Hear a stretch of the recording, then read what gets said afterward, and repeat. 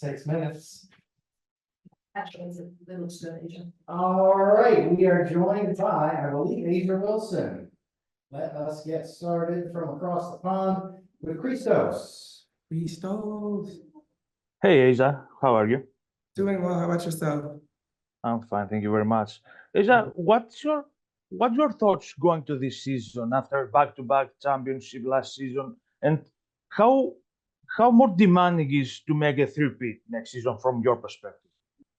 I think going into this next season, honestly, is gonna, and I always had this goal for myself, is be better than I was last year. No one's perfect. There's still a lot of things that we need to learn, need to do better as a team, and that's what we're gonna start putting forward. I think this offseason was a great offseason for a lot of us, but I think our chip on our shoulder is still there. We still have something to defend, and I don't think it's necessarily like, oh my gosh, we gotta go get this three-peat, but more so just going to get another one, making sure that we are performing at a great level at the right time and staying healthy through that all. So right now, I think that's our mindset, and it's going to continue to be our mindset throughout the season. Asia, speaking of the off season, this is the first full off season we've had access to the practice facility at Aces headquarters. Just what did it mean to you when you were in town to be able to pop in and use that whenever you needed to? It's a blessing, honestly. It's something that a lot of teams need to have because it's a big difference, and you feel the difference when you have a place to call home where you don't have to move anything. You can just go in at any time, bring a coach, bring your trainer, and get the work in and put the work in. And I think I love those perks, and anything that I could think of, from weightlifting to basketball on court, we had that. So I'm super blessed and lucky at the fact that we have one that we can utilize 24/7. Matthew?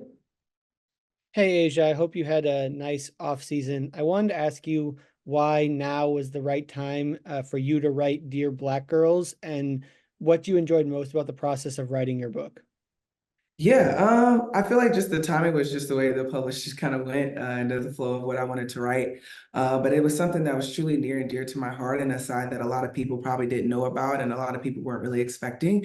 So I think at this point in my career, it's okay to kind of be vulnerable in a sense, to let people in. And it just so happened to fall in a time where it was really needed, not only for the audience, but for myself. Sometimes I need that little encouragement when things aren't going my way, or I just don't feel like being like Asia. So it was tons of fun to write. And I'm so glad that people are enjoying it as much as I did writing it. But it's a good read, and I'm not just saying that because it's my book. So if you ever get a chance to, please read it. Nikias? Hi, Asia. Good to see you Hi. again. Yeah. We talked late last season. You kind of made the point that you didn't want to kind of rush into development with expanding your game. Yeah. So was this offseason more about refining skills, or did you want to try to actively add something to your game this offseason? Oh, it was a mixture of both. I had some fun this offseason. I got my cardio obviously in great shape, but at the same time, I really kind of just dived into different bags. Do I use them this year?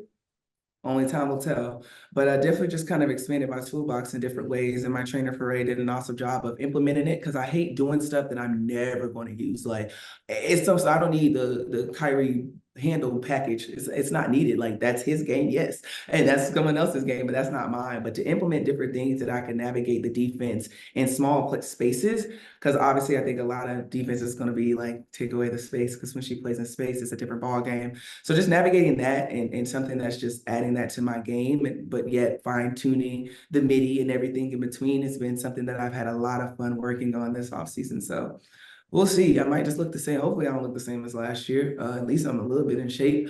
But yeah, we'll see. I appreciate it.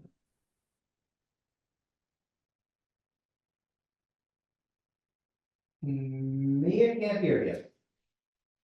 Hi, Asia. I hope all is well. In this upcoming draft, the Aces bolstered the paint a little bit. Obviously, Kitley won't be over to play, but you also picked up Angel Jackson.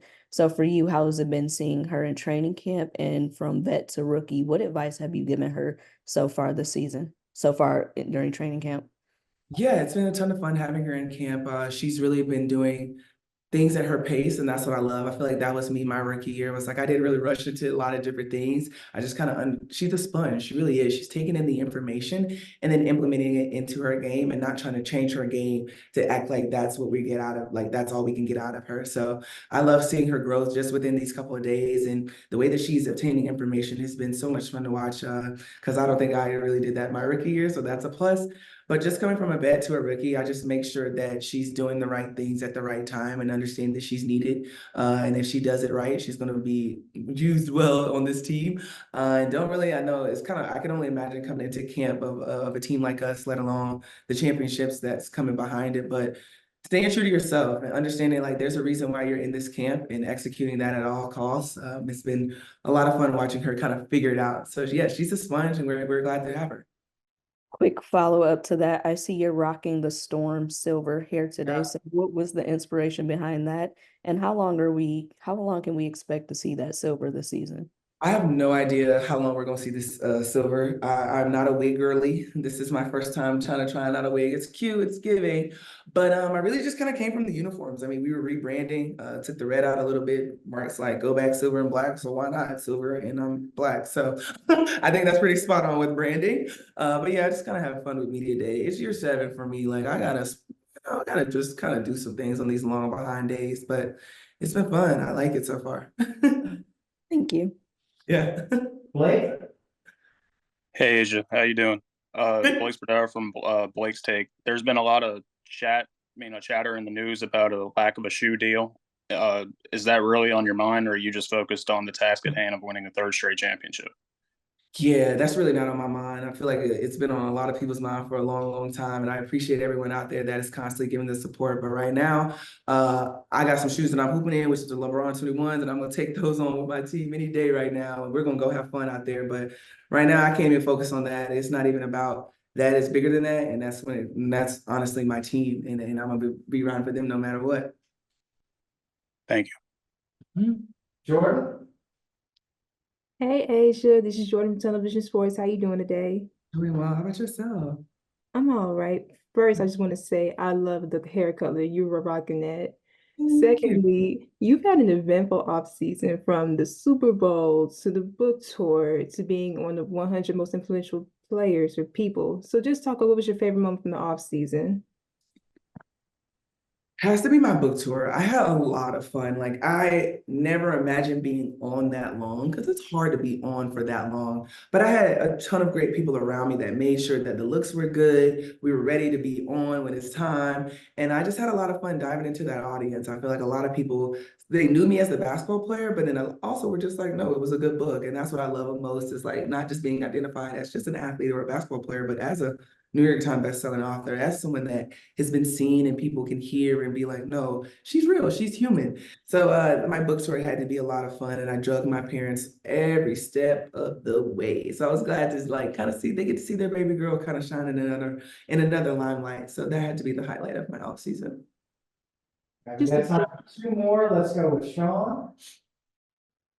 Hi Asia, how are you? Doing well. Basically with the addition of Megan Gustafson, I just wanted to get your opinion on her game and just as a post player, how you've enjoyed working with her so far. Yeah, I hated playing against Megan, so I'm so glad she's on my team now because I could not stand playing against her because Megan is a great post player that does not stop moving, but her versatility is like you got to respect it at some point because she's going to knock down open shots. So I'm glad that she's in our locker room this go around. And just her, I mean, she doesn't move, like her motor does not stop, which encourages me because I'm like, oh my God, I got to keep up with Megan.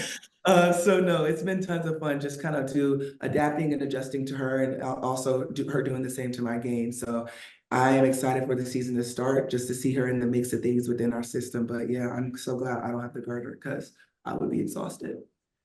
Excellent, thank you. Good luck. Brandon, go ahead and close us out. Hey Asia, how you doing? This is Brandon with New Stitch Media. Hey Brandon, what's up?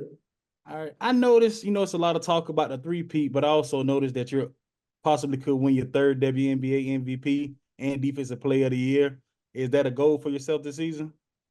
It's too early to tell. I gotta see what I'm looking like out here. We gotta measure myself up against the competition because the league just only gets better every single year. This isn't the same league as it was my rookie year. So in due time, I'll probably have an answer for you. But right now, I just need to get out there on the court. I've been bored all off season, no 5-on-5.